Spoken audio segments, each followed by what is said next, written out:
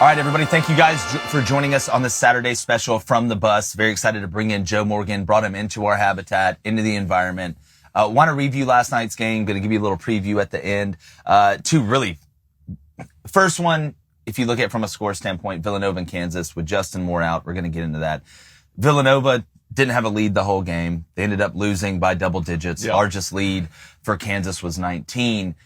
If I was to try and look at the main points out of this game, the way Kansas shot the ball, Abaji coming out. We mentioned earlier in the week that if I was Villanova, I would be very worried that Abaji hasn't gone off yet. You said that. Because it was a matter of when, not a matter of if, and it just happened to Villanova. My question, and we'll kick it around the room, is Justin Moore not playing, how much of an effect did that have on the final score? As in, would Villanova have won the game, or would it have been within a couple possessions? I think Kansas was clearly more talented. Yeah. Regardless, but Justin Moore is their second leading scorer. Mm-hmm. They just didn't really have a guy besides Gillespie that they could go to get a bucket there. I think it would have made a huge difference. I think it would have been a closer game. I think 19 points, I think, was the biggest lead there in the first half. And Villanova was able to cut it to 6 in the second half, but they just didn't have another guy to get them over the top. Gillespie did all he could. Kansas is more talented. Yeah. I mean, you watch them play in that game last night, and within 5 minutes, with the first 4 or 5 minutes of that game, it was a 10-0 run. I think Abaji hit his first 4 threes, and it was basically over at that point. I know they got close in the second half. It's so tough to get over the top. I think with Justin Moore, it's obviously a better game, but I don't think they're winning that game. You and I kept looking back and forth at each other like, has Abaji missed? Yeah, we're just check. I mean, I don't think Justin Moore's presence was going to change that, and it was the inside-out game, we were making mention of there that was so impactful. It's like, okay, you can either go down and help double McCormick, right? And you leave Abaji open and he's just not going to miss any threes, or you can stay out there on him and McCormick's going to do what he does. And he was actually the game's leading scorer. How are you going to stop that? Well, and two, with McCormick, you made the point of you thought the biggest thing for Kansas was McCormick not getting in foul trouble. He did get in a little bit of trouble, but when you look at the size difference with Villanova's tallest player being 6'8", McCormick being the giant that he is, I thought that McCormick, really from a rebounding standpoint, you could see his presence, but clearing out the lane to allow guys like Jalen Wilson, who every time I watch Kansas, Jalen Wilson gets better almost every game, in my opinion. Shooting the 3 ball, he's not super consistent, but from a drive and finishing standpoint, he takes so much pressure off of Abaji, because Christian Brown couldn't hit anything until the end of the game. Mm-hmm. One of the Booster Club bets was Christian Brown over, I think, 2.5 threes or something like that, and he had none going in the last couple minutes, and then he went off. But Blaine, Jalen Wilson's a guy you've talked about a ton. Yeah. His impact for Kansas and just your overall thoughts on the game. I'm not surprised by this final score. I mean, at the end of the day, that shocks me. You can't teach what, right? I had Kansas -4 in this game. I felt great about it going into it, especially early when Kansas was just unconscious from the 3, the inside. But, you got to pick your poison in this game. Your tallest guy's 6'8", just like you were saying. If you're not going to double on the inside, you want at least Kansas' worst 3-point shooter on the outside to take that shot. But their worst 3-point shooter were hitting threes. Yeah. So at that point, what do? I didn't think Villanova slowed the tempo down that much. I thought they were going to do that a little bit more, especially with the gap talent that's in this game. But let's go to Jalen Wilson. I'm telling you, this kid is an absolute stud. Double-double, led in rebounds, led in assists.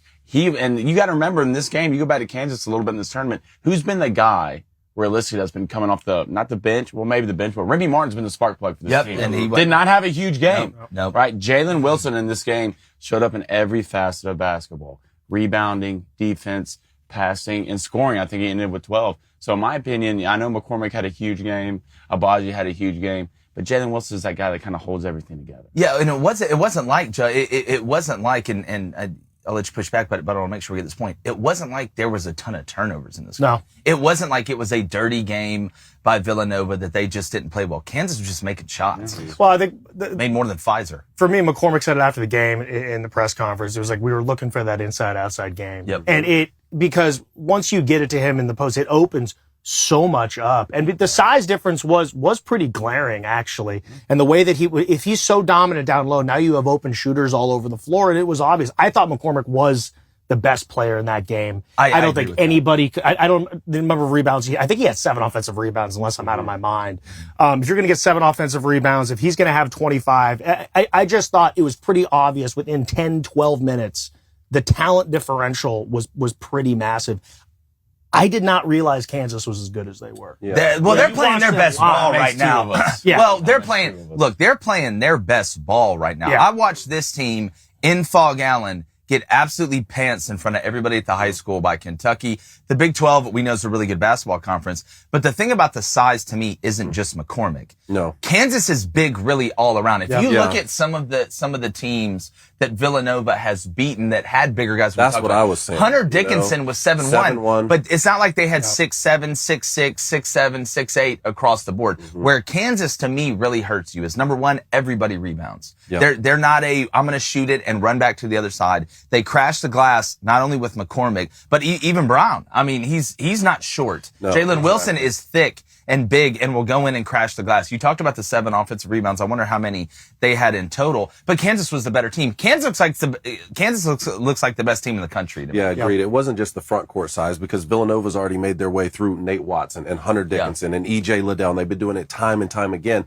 The thing about this is you can't handle that mismatch in the front court and Kansas hits everything from outside. You just can't do it. And we saw that. But I do agree with Blaine's point on the pace, though. I really was surprised. I thought Villanova might be taking shots with like under 5 seconds on the shot clock every single possession. And that wasn't the case. I know you don't want to change up what got you there too much, but at the same time, when your second leading scorer's out, I thought they would just But too, you got to look at the pace of the game. Kansas was hitting shots at a high rate. So that lead, especially once it got to 18, it's hard to slow the game down and then come back. That's where Kansas kind of gets you. When they're hitting shots, it takes you out of the slow pace that you want to play because you want to play faster. But I really think Villanova did about everything they could with the circumstance of not having Justin Moore and Kansas just being the better basketball team. And then flipping to the other side, and again, if you guys got points about the game, throw them back in. But looking at North Carolina and Duke, we knew that this was, and we said this with Jason Whitlock, and he disagreed. He's been covering the sport a lot longer, I guess, than I say we are. This is one of the biggest basketball games of my lifetime. And it's not just about North Carolina playing Duke in the Final Four. No. And they've never played in the NCAA tournament. We're not talking about the Sweet 16, which that had been massive anyway. We're not talking about the second round, or maybe North Carolina had to play a play-in game to get in and play Duke or whatever. We're talking about the Final Four. And you have Coach K on his way out, Mount Rushmore of college basketball coaches, really probably coaches in general, and Hubert Davis on his way in. A lot of people are saying Roy Williams, who right now. But before we get into the nuts and bolts, where would you rank this college basketball game in your lifetime? We were just talking about that. I can't give you a specific number. I'm telling you right now, being there last night, that's like a top 3 sports experience. There's 70,000 people in the stands. That place was out of control. That was some of the most high-level basketball I have seen in a long time. I mean, it was back and forth, big-time shots. Defensively, guys were locked in and all over the place. And I think there's a lot you could take away from it, obviously with Coach K. But if you're Duke's not, that team's not going to live that down. No. I'm sorry. Twice. You got embarrassed twice against North Carolina. Yes. And it's like, you can do whatever you want to do. You can go to the NBA. You can be fantastic. They will be remembered as a team that lost to North Carolina in the Final Four in Duke's in Coach K's final game, and that's something they're going to have to live with. But it was an amazing experience last night. I'd say top 3 easy. I'll say that was the greatest college basketball game I've ever seen. And I don't want to be a prisoner of the moment, but there's so much that goes into this. It's multifactored, right? I mean, this is the first time that I think Duke, North Carolina is the greatest rivalry in college basketball, right? It has to be. Yeah. Sure. I thought you were about to say college sports. I was about to say bite your tongue. We've already had this I know. They're 3 or lower. 3 or lower. This change you. Yeah. It'll change you. No, but right. I mean, we can agree on that, right? Greatest rivalry in college basketball. This is the first time they meet in the tournament, and it's in the Final Four, and it's Coach K's last game, and his record was 50-49 overall, and the basketball game was tight, and they were going back and forth down to the wire to the last minute. Everything you would possibly want in a sporting event, right? And so I do want to say something about Coach K. Like, I'm such a fan. I grew up a North Carolina Tar Heel fan when I was younger, but I'm such a fan of Coach K and the way that he has coached the game, the way that he has led young men for 40 years. When you think about Duke excellence, it's really because of one man. I mean, North Carolina's had all these great coaches in their storied history, but Coach K has built that program. And so I'm so thankful that we got to see his career over these years. And I'm also, glad that I was able to hit my pick with North Carolina. Yeah, we're going to get to that. Happy. What'd you have? Don't worry. What'd you have? What do you mean what I have? You had a +4? Mm-hmm. So you pushed. And do what? What? So you pushed. North Carolina won. Oh my God, I'm tripping. I thought you had 2. No, he had North Carolina. What was your other bet? What happened last night? Did you, Yeah. did you get neuralized? Yeah, a lot of things. Drew Barrymore, everybody. Oh Drew Barrymore. What was your other bet? I had the under in the Villanova game, and that's the first over. Did someone go 2-0? That's the first. That was me. That was you. That was So me. I've lost one pick the entire month.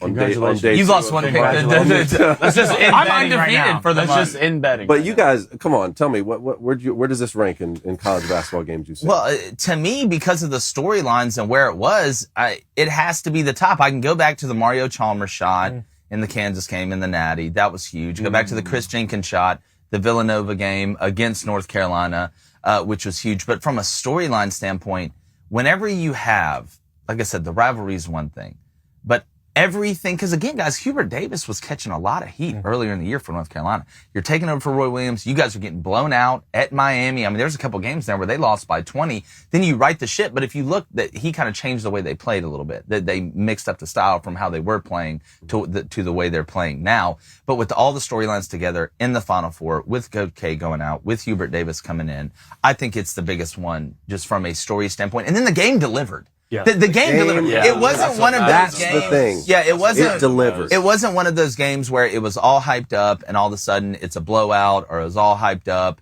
and you knew who was going to win within 2 minutes in the second half. That game went back and forth the entire game. So there are two things. There are, when you're at these live sporting events, there is like a feeling Yeah. that you can sense. And so, I mean, I was in the media room after the Villanova Kansas game trying to get out an article.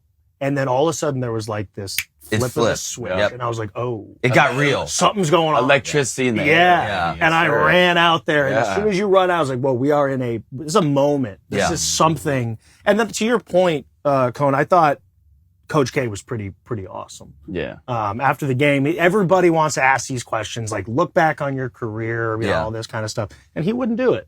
He was like, it's Which about is the my most players. Coach K thing ever. Yeah, and I thought that was cool. I mean, it's not like I've covered Coach K or anything in my life, but I gained a lot of respect for that. Can I say one more point Go on ahead, Coach yeah, K? Yeah. With him announcing his retirement before the season, a lot of people have come up to me and said that, you know, they don't like that, or they seem like he's showboating. What's wrong with that? Him saying, look, this is my final hoorah. Yeah. This is the last one. This is my last season. I don't want to make it about me, but this is my last ride. Yeah, well, there's some guys that can go out the way they want to go out. That have earned the right to go out. I don't have a problem if he was the guy that was just an average coach and letting him know, hey, I'm going to retire at the end of the year. It's not like he's taking another job, or it's not like, you know, we've started to see this movement in college football where coaches are getting fired like week 2 or week 3. To me, Coach K, when you're at that level, you can go out any way you want. Yeah, I agree. I mean, other than John Wooden, like who's done more to the game than Coach K? Those two. Those two. I mean, well, let me ask you this. And I know they haven't won one yet, and I've been really hard on Gonzaga, but find a coach, and you can talk about Coach Conf at Oakland, but in the high level of college basketball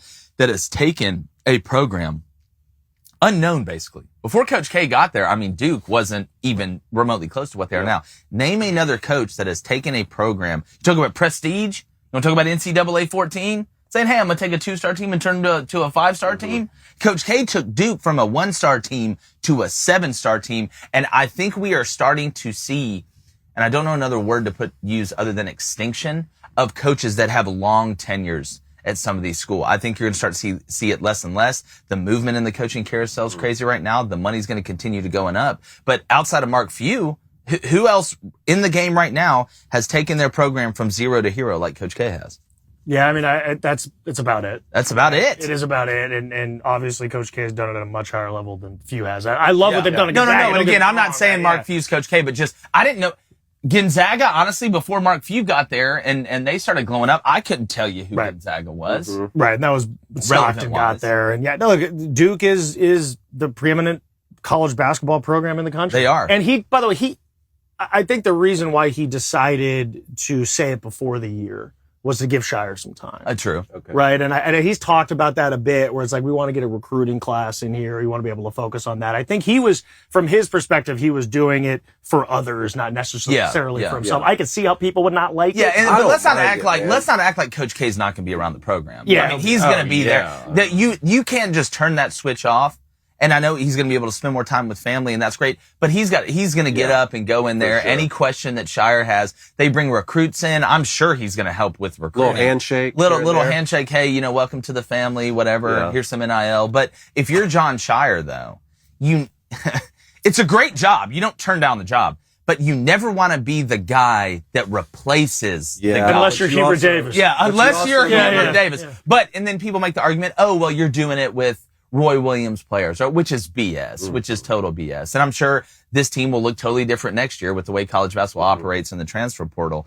But no, I just kind of closing the door on Coach K. What an unbelievable career. He did it the right way. Yeah, and I know, Duke, there was some stuff with guys not going to class and this, that, and the other. I'm going to give you a hint. Everybody cheats. Okay. And I'm just telling you, if you think your team doesn't cheat, I hate to break it to you. They do. But unless they're just losing every year by a ton, so you must then not they're be, probably you not. must not be winning a lot. Yeah, you must not be winning 40 a lot. years, man. He ran a scandal-free program. He really did. He really did things the right way. I was going to ask you guys one more question on that game because I was going back and forth. Who do you think was the MVP for North Carolina? Because I had Caleb Love.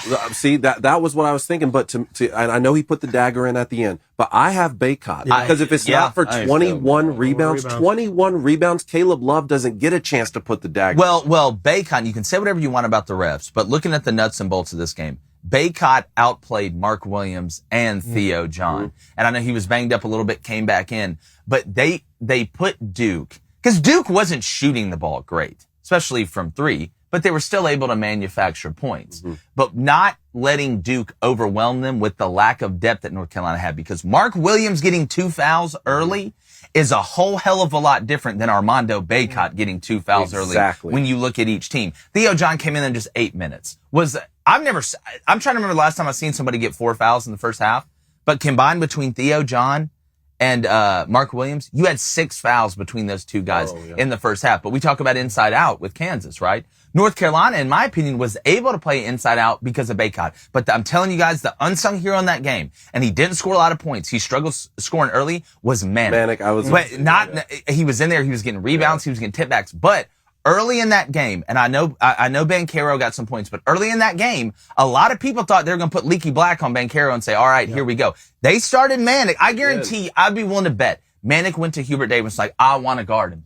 Let me guard him. And for the first 2 possessions, what did Duke do? They saw that matchup. They got it down to Banchero. He backed him in the post. Manic made him hit 2 contested shots, and he missed both of them. I think that kind of settled North Carolina down a little bit. But if I had to pick an MVP, everybody will pick Caleb Love because of the points, and I don't think you're wrong. But I agree with you 100%, Cone. Baycott, to me, was MVP of that game. What do you think? Manic was incredible, too. Right, that shot he had with a minute and a half left or whatever it was in the corner was like, you were at that point where it was like, I didn't even quite understand what was going on. Yeah. They were trading so many buckets, and those shots are so clutch, so big time. He was barely even looking at the rim, I swear. He just caught it, and boom, he went up.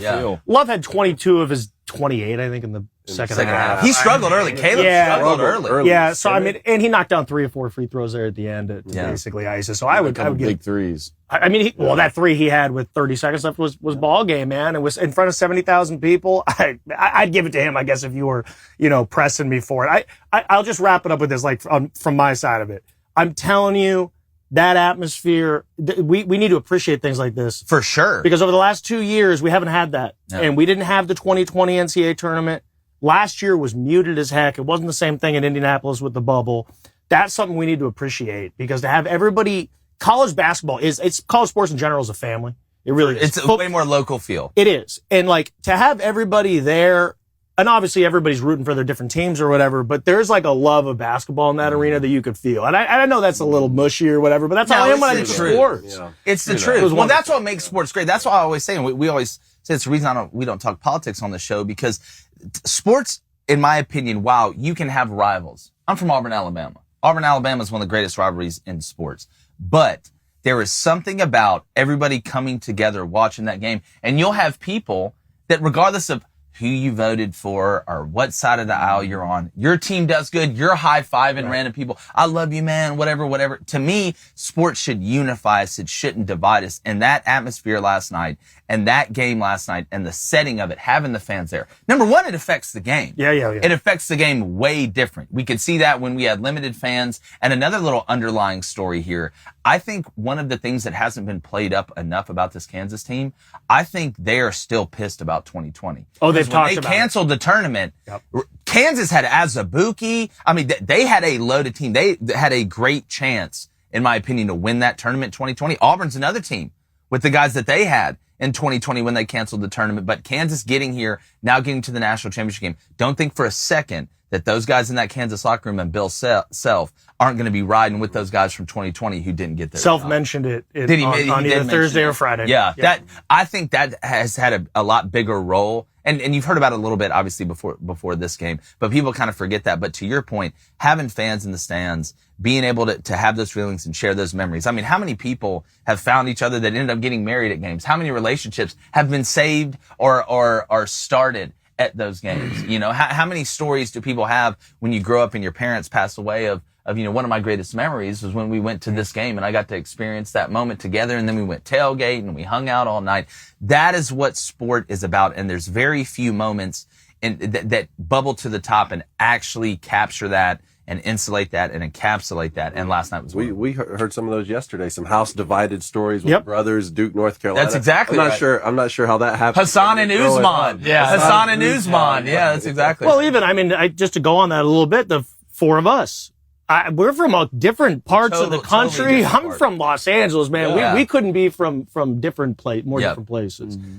But we all love sports. Yeah. And at the end of the day, if you love sports, you're good with me. Yeah, like, we're good. We're good. Like if we can have a conversation all day. Yeah. And I do think it's like I said, it is mushy, and I don't really care, man. Because like when you're in, literally last night I was texting people and I was like, I'm borderline losing it. Right now. For sure. The fact that it's almost out of body. It is, and you said it.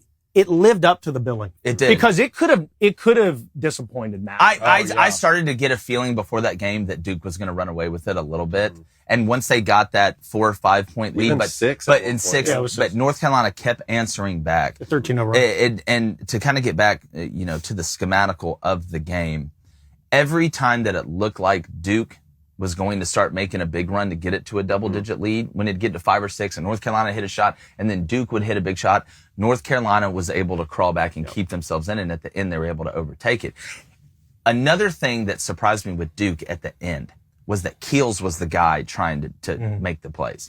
We've talked about Banchero a little bit in big moments, you know, getting the ball a little semi-pro Jackie Moon. No, you take it. No, you take it. No, you take it. I was very surprised. And I do, Joe, we talked about this before we got on here today. We need to change the continuation rule in college basketball. That to me wasn't the difference in the game. It's a lot of little things that add up to big things over the course of a game. But they need to change the continuation rule in college basketball. And go to quarters. But sorry, that's just... While it wasn't the reason for why Duke lost, that was a continuation. I don't even know what to say at this point. Like, the guy's on his way to the hoop. Eyes up. He was going... I thought it was good. I automatically thought they were going to tie the game. I was on the floor. But you're right. It's the rule. Yeah. Right. It's the rule. It's not like you can say that they were robbed or anything like that. They need to change that rule. There's a lot of things in college basketball that I think need to change. Let's figure out what a charge is in a block. That's a good question. That in the Kansas game. Blaine and I were looking at each other like, man. I couldn't tell you what that is, a catch is, what the pass interference. You know, there's certain things we just need to get figured out. So what did you think about the back and forth nature? Because we were watching this thing, we were hyped up. I mean, did you feel like there was a moment where, all right, Duke is pulling away? You know, even after Duke losing this game, I still think they're a better basketball team. Overall, even though North Carolina beat them twice the last 2 times they played them at Cameron Indoor, then in the Final Four. Yeah, I do. I watched this game, and I still think, from an overall standpoint, they're a better basketball team. I think they got better basketball players. I don't think they're a better basketball team. I think the difference really, I know Baycott had a huge game, and Mark Williams, in my opinion, was the biggest letdown on Duke.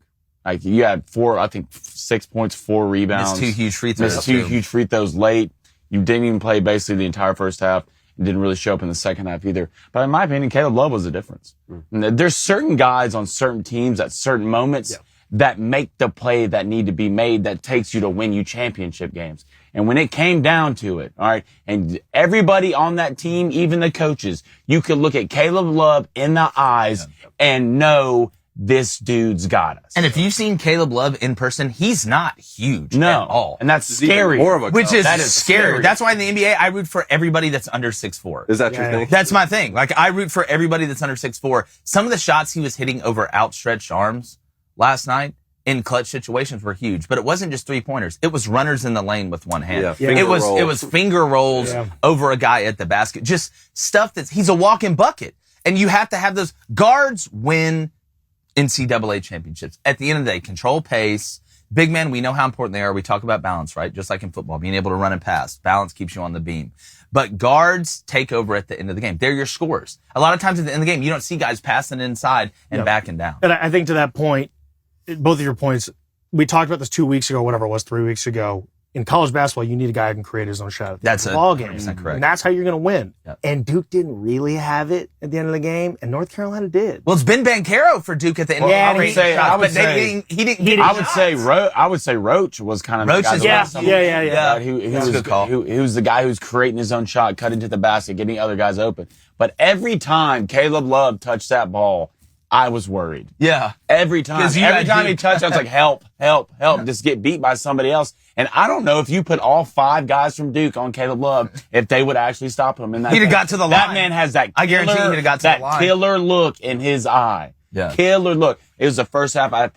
Second half it just came out and he hit a 3. He looked at the camera and said, "This is my city." Yeah. And when I saw that, I saw that and I was like, all right, guys, well, it was good. Yeah, it was a good game, guys. Thank y'all. But before we wrap up, I do want to preview this national championship game a little bit. We're going to have a huge show tomorrow previewing it. But North Carolina and Kansas, it doesn't get more blue blood than this. I look at this matchup. It's hard, as great of a story as North Carolina has been. The way Kansas is playing, if they're shooting even remotely well, Bacot and McCormick's going to be a big matchup. Lightfoot coming in and spelling a little bit with McCormick, especially if he gets in foul trouble. I think Mitch was a little bit underrated in what he did. He's not going to score 20 points, but he's going to get the garbage stuff. He's going to help you keep rotating the offense. The ball doesn't get stuck. Let's start with our boy Joey Ice, the LA Confidential. Joey, how are you? Just looking at this game, Joe, how do you feel? I think the Bacot McCormick thing is going to be fascinating, Yeah. right? See, do they balance each other out? And then you basically, it's just going to be up to the guards who's going to win that game. To me, I think that's North Carolina. That's the best hope for North Carolina, in my opinion. So I got on this bus and I was saying Kansas. The bus does something to you. There's something about something to you, Joe. When the jersey It comes does out, That's what that is. Yeah, I'm telling you. man. We went to Buc-ee's. There's It beaver pulls nuggets in here. He was on the Duke train last week. I got him over. Feel free. Yeah, no, I'm going to hop on. I'm going to hop on the train. Look, man, college basketball is about momentum. North Carolina is hot, man. They got something cooking. I love a guy, as I've said it before, who is hot and can create his own shot in the tournament. There's something about Caleb Love right now that guy's got a look in his eye where it's like, look, man, I'm not coming here to lose. I'm going to win. And I would take North Carolina. Like I've said, I'm not a huge betting guy. Give me the line. 4.5. I think it's 4.5. They're plus 4.5. Give it to me. I would hammer it. Yeah. I don't want to give away any picks. It's easy to say. I may hammer it. It's easy to say if Kansas played like they did against Villanova, they'll beat everyone in the country. But they're not going to play like that, I don't think, if Bacot's able to stay out of foul trouble. That's still going to be something that we're going to dissect more tomorrow, which is what I said. Bacot can't get in foul trouble against Duke if North Carolina wants to have a chance. Well, the same remains true for the national championship game. I do think that North Carolina, again, they're the ones who have zero room for error. Yeah. Just like against Duke. They have zero room for error. I think Kansas has a little bit more room, but I see this one living up to the billing too. Am I wrong? No, I don't think you can be wrong either way. It's the oldest cliche in the book about the NCAA tournament, but styles make fights. They do. Style makes fights. When I look at North Carolina and how they want to play, we know Kansas wants to play fast. That's who they are. Kansas is good out of the half-court set, but they want to get in transition. They want to be running. They want to run with Remy. They want to run with Christian. Jalen Wilson's great in transition. Fantastic. Not only on creating a shot, but getting a board and then going back up with it and then being able to kick out for 3 when everybody gets back. The North Carolina story is amazing to me, and the guard play in this game. Really, we can talk about the 5s, but I'll even say the 4s through the 1s. I'm so excited to watch who is going to show up from the perimeter, because this is a game where typically early, and you saw this a little bit in North Carolina Duke, not as much in Kansas and Villanova because Kansas started hot, but you have nerves a little bit at the beginning. I wouldn't be surprised if you saw somewhat of a shaky start, but if I think Kansas right now in my mind, as we sit here on Sunday, I like them to win the game. Do I think it is going to be a blowout? Are they going to lead the whole time? North Carolina may make a little run, but they're going to end up walking away with it. I don't. I'm really, really looking at Brady Manick. Again, I will continue to say this, not only on the offensive side, but the defensive side and rebounding. I really think he could be the difference. I like Kansas right now, though. To cover or just to win? I like him to win. I don't want to give away my pick. I may, like I said, get a little MC Hammer time on North Carolina plus 4.5. It's been good. Been good to me.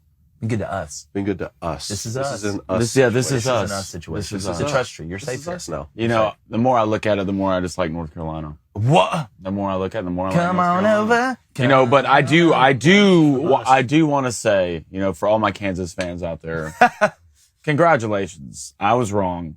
You were right. Y'all are a lot better than I thought you were. I feel like y'all have been turning it up a lot lately, especially in this tournament. You haven't been playing this well all year, or looked this well, in my opinion, on the basketball court. But the Abaji Caleb Love matchup, that's what I want to see. That's what everybody wants to see. Prime time. I still think the Jalen Wilson, Manic, Jalen Wilson, that matchup that's going to be huge. That That's gonna be matchup. huge. Manic, this game's going to come down to big shots and big threes and big moments. All right, that's what both these teams want to run. That's what they want to do. They want to run, and both of them are great at it. Remy Martin will be interesting to see, I think.